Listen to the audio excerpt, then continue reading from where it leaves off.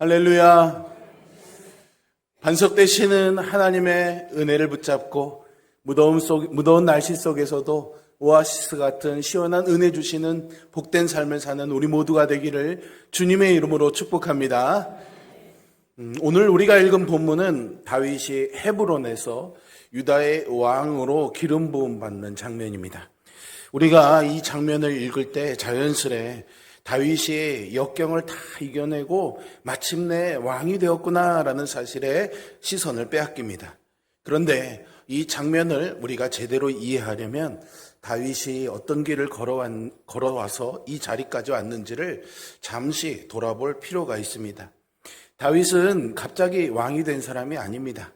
이미 오래전 베들레헴에서 양을 치고 있는 소년이었을 때 선지자 사무엘로부터 하나님께 기름 부음을 받지요. 인간의 눈에는 작은 어린아이였고 연약해 보였지만 하나님께서 그의 중심을 보시고 그를 선택하셨습니다. 그런데 그 기름 부음에서 왕 위에 오르기까지는 길고도 험한 시간이 있었습니다. 사울의 미움을 받아서 광야에서 쫓겨다녀야 됐고요. 생명을 잃을 위기를 수없이 넘겨야 했습니다. 심지어 쫓겨가다가 적군이었던 블레셋 땅 시글락에 머무는 처지에까지 이르게 됩니다. 하나님의 기름 부음 받은 사람이, 왕이 될 사람이 하나님 백성, 하나님 나라 가운데 있지 못하고 이방인 땅에서 살아가는 모습은 사람의 눈으로는 도무지 이해하기 어려운 장면이죠.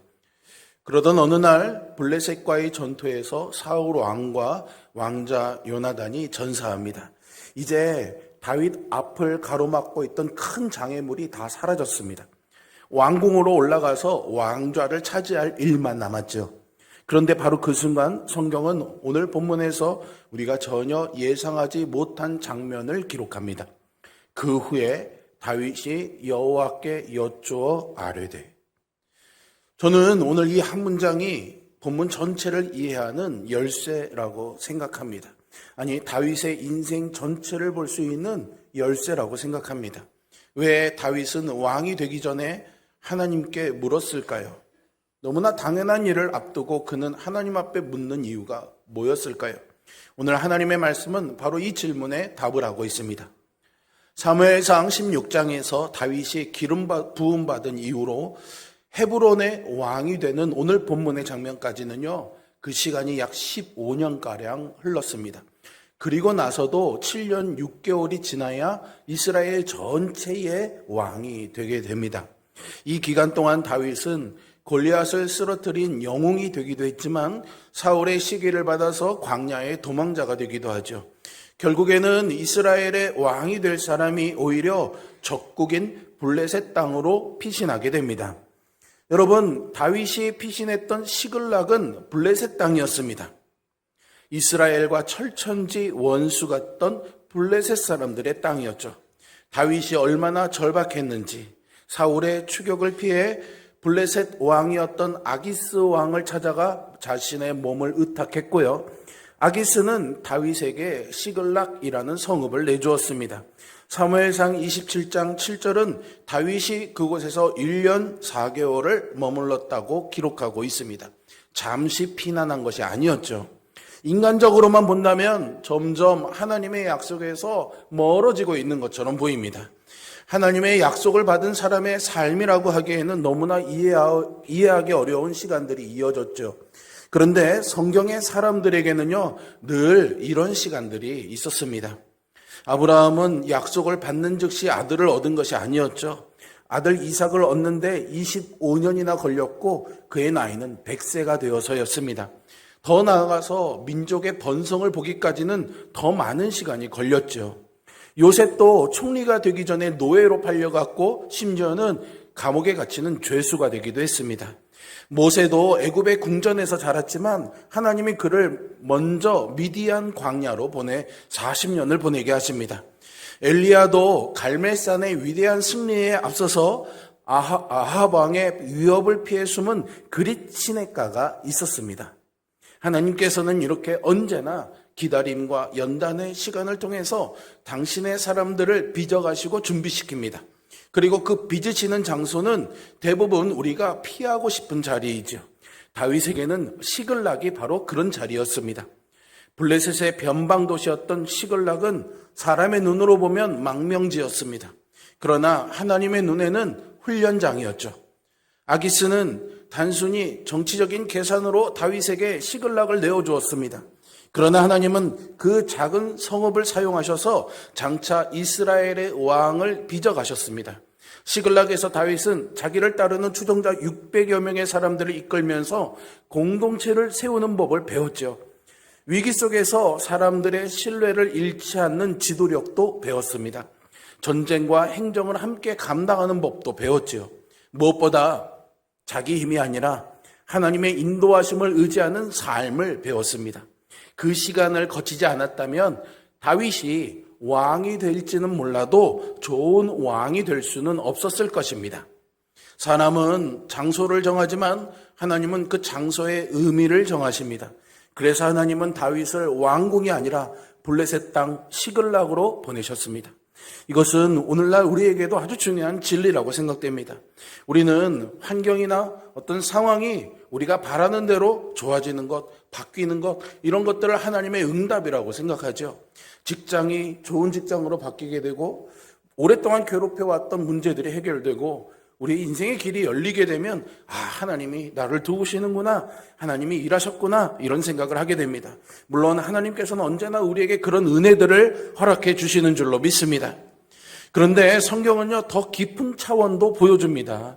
하나님께서 이런 환경과 상황을 바꾸시기 전에 먼저 사람을 준비시키고 빚어가신다라는 거죠. 상황을 먼저 변화시키는 것이 아니라 그 상황을 감당할 사람을 먼저 만들어 가십니다. 그래서 하나님의 침묵은요, 하나님의 부재가 아닙니다. 하나님의 지연은 하나님의 거절도 아니지요. 오히려 하나님의 침묵 속에서 가장 깊은 하나님의 일이 진행되고 있을 수 있습니다. 문제는 우리가 그것을 믿음으로 보지 못한다는 것에 있습니다. 우리는 대부분 눈에 보이는 것을 믿기 때문이죠. 손에 잡히는 것을 믿습니다. 그래서 형편이 좋아지면 하나님이 도우시는구나, 하나님이 함께 하시는구나 라고 생각하고, 상황이 어려워지게 되면은 하나님이 나를 버리셨구나, 하나님이 나에게서 멀리 계시는구나, 이런 생각을 하게 됩니다. 그런데 말이죠, 성경은 늘 정반대였습니다. 홍해 앞에서도 하나님은 이스라엘을 인도하고 계셨죠. 요셉이 감옥에 있을 때에도 하나님은 그와 함께 하셨습니다. 다니엘이 사자굴에 던져졌을 때도 하나님의 통치는 조금도 흔들리지 않았습니다. 여러분, 믿음이란 형편을 보고 하나님을 판단하는 것이 아닙니다. 하나님을 알고 우리의 형편과 상황을 이해하고 해석하는 것이 믿음입니다. 이 차이는요, 생각보다 훨씬 큽니다. 우리의 삶이 흔들리는 이유는 뭘까요? 대부분은 문제 때문이라고 생각합니다. 삶의 어려움 때문이라고 생각했죠. 그런 문제가 커서 우리의 삶이 흔들리는, 우리의 믿음이 흔들리는 것이 아닙니다. 하나님의 섭리보다 그 현실이 너무 커 보이기 때문이죠. 그래서 우리는 하나님의 약속을 기다리지 못합니다. 내 계산이 더 정확하다고 생각하고 내 판단이 더 현실적이라고 믿습니다. 당장 뭔가를 해야 된다는 조급함에 밀리기도 합니다. 그런데 성경은 이것을 단순히 조급함이라고 말하지 않습니다. 이것이 우리의 죄의 본질이라고 말합니다. 에덴 동산에서 아담과 하와가 범한 죄가 무엇입니까? 선악을 알게 하는 나무의 열매를 먹은 것이죠. 그런데 단순히 그 행위 때문일까요? 사실은 하나님께 묻지 않고 스스로 선과 악을 결정하려고 했던 데 있습니다. 하나님의 말씀보다 자신의 판단을 앞세운 것이죠. 보기에도 보암직하고 먹음직하고 지혜롭게 할 만큼 탐스럽다라는 판단을 한 것입니다. 죄는 언제나 하나님이 없이도 이렇게 내가 옳다라고 생각하는 데서 시작이 되는 겁니다. 바로 이러한 우리에게 성경은 다윗을 소개하고 있습니다. 그리고 묻지요. 너는 중요한 순간에 누구를 의지하는가? 라고 말이죠. 오늘 오후에 우리가 영화 다윗을 보게 되는데요. 이 영화에는 바로 이 질문에 대한 답을 찾을 힌트가 담겨 있습니다. 하나님께서 이렇게 시글락에서 이 진리, 하나님의 인도하심을 가르쳐 주셨죠. 그렇게 다윗을 준비시키셨다면 이제 하나님은 그가 얼마나 준비되었는지 시험하시게 됩니다. 사무엘상 30장에 보면 다윗은 블레셋 군대와 함께 전쟁에 나갔다가 하나님의 섭리 가운데 다시 시글락으로 돌아오게 됩니다. 그런데 사흘 만에 도착한 시글락에서 그들이 본 것은 믿을 수 없는 광경이었습니다. 성읍이 잿더미가 된 거죠. 아말렉 사람들이 시글락을 습격해서 성읍을 다 불태우고 여자와 아이들을 모두 사로잡아 갔습니다. 얼마나 절망적이었을까요? 다윗의 부하들은 절망했습니다. 그리고 마침내 그들의 분노가 다윗을 향합니다. 백성들이 자녀들 때문에 마음이 슬퍼서 다윗을 돌로 치자 하죠. 여기서 다윗은 완전히 홀로 남게 됩니다. 이전에 다윗은 사울에게 버림받았습니다.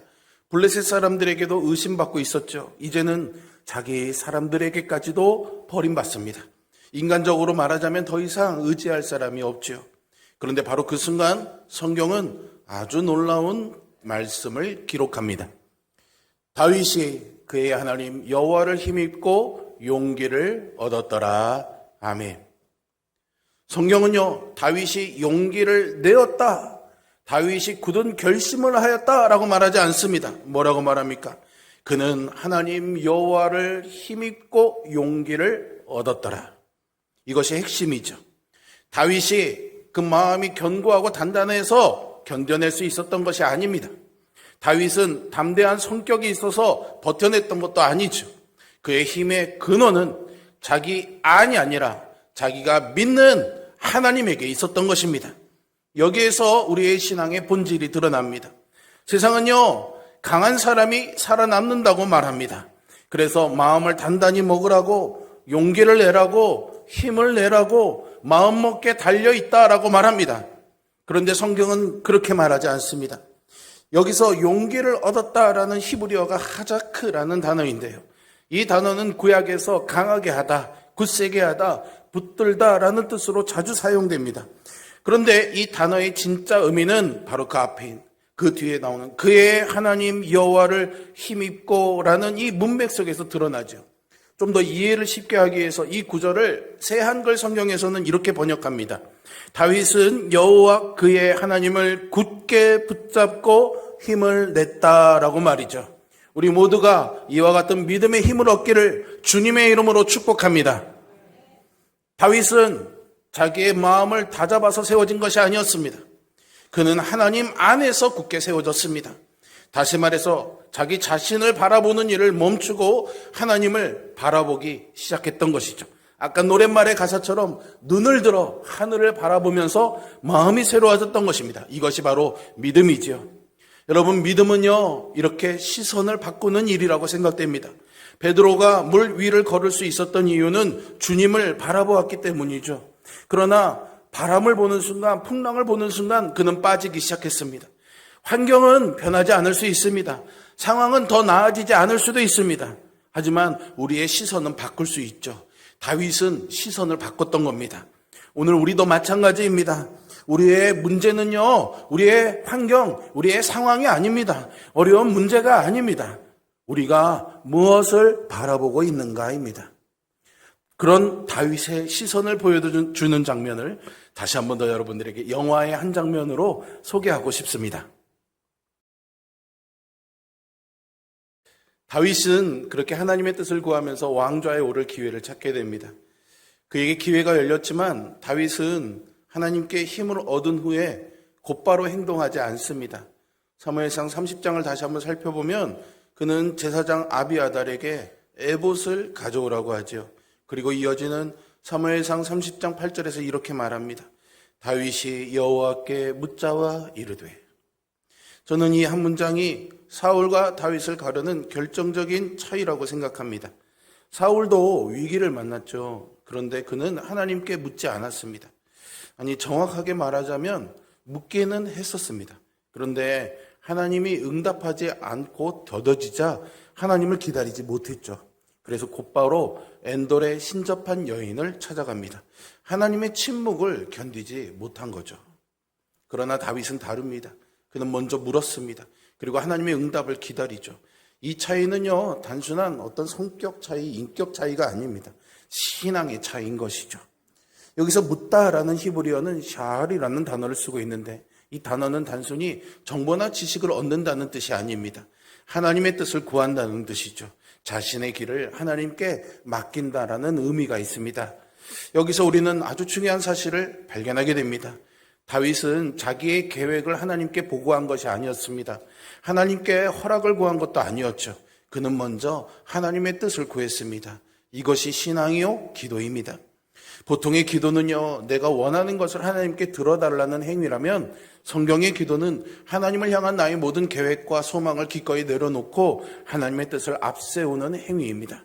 이것은 여러분들이 보통 하나님께 하나님 이게 필요합니다, 이렇게 원하는 기도들이 잘못되었거나 불필요하다는 뜻은 아닙니다.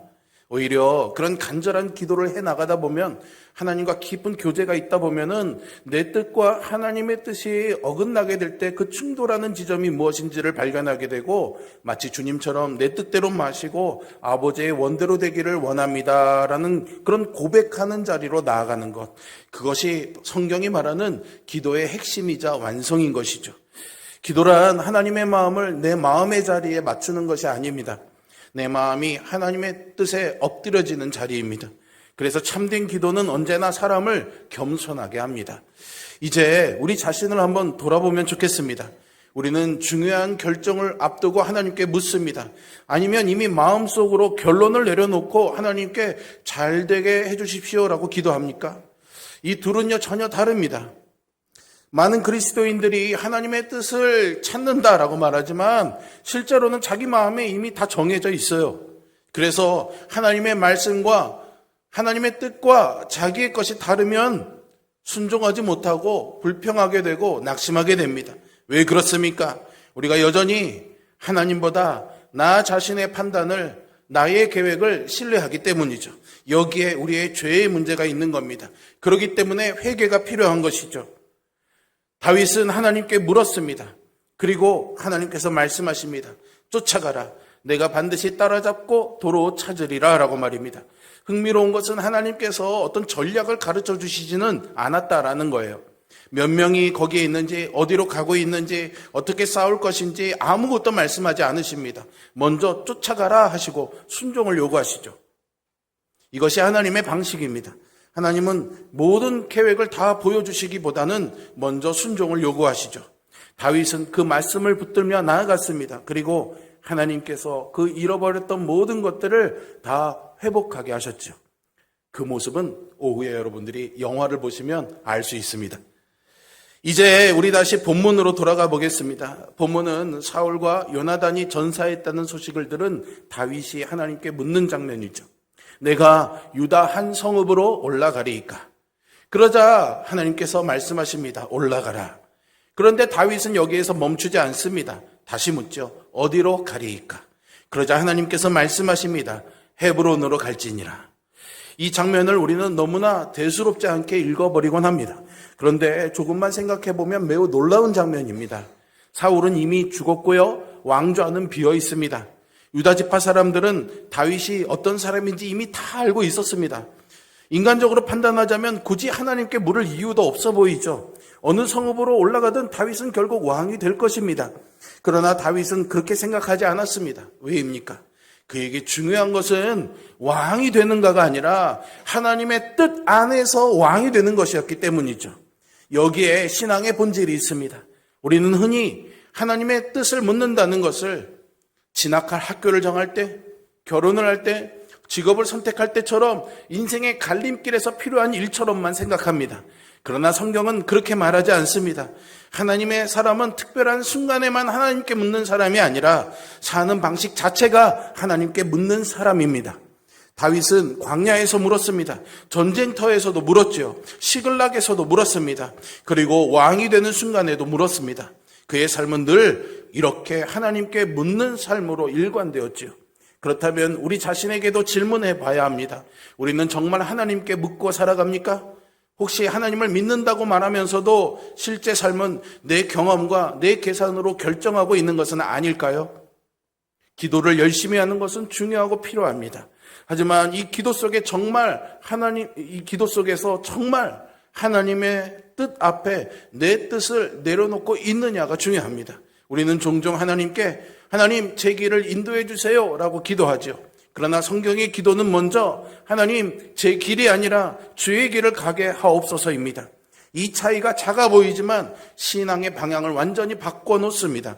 신앙은 하나님을 내 계획에 초대하는 것이 아닙니다. 내 삶을 하나님의 계획 위에 올려놓는 것이죠. 바로 이것이 다윗이 우리에게 보여주고 있는 모습입니다. 그런데 여기에서 성경은 우리의 시선을 다시 한번 더 저 먼 곳으로 바라보게 합니다. 과연 다윗이 이 순종을 이루어서 완전하게 다 완성된 사람이 됩니까? 아니죠. 우리는 다윗의 생애를 잘 알고 있습니다. 훗날 그는 왕이 된 이후에 밧세바 앞에서 무너지게 되죠. 또 인생의 말년에는 인구 조사를 통해서 하나님보다 군사력을 더 의지하는 죄를 범하게 됩니다. 다윗 역시 은혜가 필요한 죄인이었을 뿐입니다. 그러므로 성경은 우리에게 그저 다윗처럼 되라고 말하는 것이 아닙니다. 성경은 언제나 다윗을 넘어서서 참된 왕이신 예수 그리스도를 바라보게 합니다. 예수님께서 이 땅에 오셔서 단 한 번도 아버지보다 앞서 행동하신 적이 없습니다. 예수님의 삶은 철저히 아버지 뜻에 대한 순종이었죠. 겟세마네 동산에서 그 순종은 절정에 이릅니다. 십자가가 눈앞에 있죠. 피할 수 있다면 피하고 싶은 고난입니다. 그러나 주님은 이렇게 기도하십니다. 내 원대로 마옵시고 아버지의 원대로 되기를 원하나이다. 이것이 참된 순종입니다. 아담은 자기의 판단을 따랐습니다. 사울도 자기의 뜻을 선택했습니다. 다윗은 하나님의 뜻을 구하려고 애는 썼지만 끝까지 완전하지는 못했습니다. 그러나 예수님만은 완전하게 아버지의 뜻을 이루셨지요. 그리고 그 완전한 순종으로 우리의 불순종을 대신 담당하셨습니다. 우리가 오늘 하나님 앞에 담대히 나아갈 수 있는 이유는 우리가 다윗처럼 살았기 때문이 아닙니다. 우리가 다윗처럼 살겠다고 다짐했기 때문이 아니고요. 다윗보다 더 크신 예수 그리스도께서 우리를 대신해서 완전하게 순종하셨기 때문입니다. 그러므로 신앙생활은 결심으로 시작하는 것이 아니라 은혜에서 시작이 되는 것입니다. 예수님의 순종이 나를 살리셨다라는 이 사실을 믿을 때 비로소 우리도 하나님의 뜻을 구하는 사람으로 변화되기 시작합니다. 여러분, 오늘 본문은 우리에게 한 사람의 성공담을 들려주면서 이 사람처럼 되면 하나님이 도와주실 거야 라고 말하는 것이 아닙니다. 오늘 본문은 하나님의 사람이 어떤 사람인지를 보여줍니다. 하나님의 사람은 모든 것을 다 아는 사람이 아닙니다. 하나님의 사람은 앞날을 다 내다보는 사람도 아니죠. 하나님의 사람은 하나님께 묻는 사람입니다. 그리고 하나님께 묻는 사람은 하나님의 때를 기다릴 줄 아는 사람입니다. 하나님의 때를 기다리는 사람은 하나님의 방법을 신뢰하는 사람입니다. 그 사람을 하나님께서 복 주시고 사용해 주실 줄로 믿습니다. 오늘 우리 앞에 얼마나 많은 선택들이 놓여져 있습니까? 가정의 문제도 있고요, 자녀의 문제도 있고요, 재정적인 문제도 있고, 생계의 문제도 있고, 교회의 문제도 있죠. 우리는 답을 빨리 찾고 싶어 합니다. 빠른 해결을 보고 싶어 하죠. 그러나 오늘 하나님의 말씀은 우리에게 이렇게 먼저 묻습니다. 너는 먼저 내게 묻고 있느냐라고 말이죠. 이 질문 앞에서 우리의 삶을 다시 돌아봤으면 좋겠습니다. 우리의 가장 큰 안전은 경험이 아닙니다. 형편도 아닙니다. 우리의 가장 큰 안전은 하나님 뜻 안에 거하는 것입니다. 그러므로 여러분, 앞날을 다 알지 못해도 두려워하지 마십시오. 우리는 내일을 아는 사람이 아니라 내일을 주관하시는 그 하나님을 아는 사람들입니다. 그 하나님께 묻고 그 하나님을 신뢰하면서 그 하나님께 순종하는 삶을 살아가는 우리 모두가 될 수 있기를 주님의 이름으로 축복합니다. 기도하겠습니다.